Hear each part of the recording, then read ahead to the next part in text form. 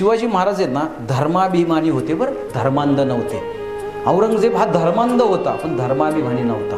शिवाजी महाराजांनी कायम कुठल्याही जाती धर्माचा कधीच अपमान केलेला नाही आहे. कुराण असेल, ती लोक असतील, त्यांना आपल्याकडे त्यांनी आणलेलं आहे, त्यांच्याकडे त्यांनी माया दाखवली. जे काम स्वराज्यासाठी जो झटतो ना तो माझा मावळा, ते कोणी असा नका त्या गोष्टींमध्ये. मग त्यात सगळेच येतात त्या गोष्टीमध्ये.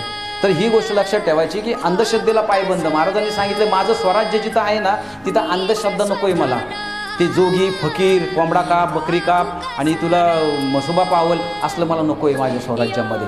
इथं जिथं जिथं माझ्या जनतेला फसवलं जाईल अशा ठिकाणी त्याला पायबंद घालायचा आहे. आणि त्यासाठी अधिकाऱ्यांना पत्र दिलेत महाराजांनी की जिथं हे होण्याचं शक्यता नाही पण झालं तर पहिल्यांदा त्याला पकडून आणा, त्याला फटके द्या चांगले जोरदार आणि त्याला राज्यातनं बाहेर हाकलून द्या.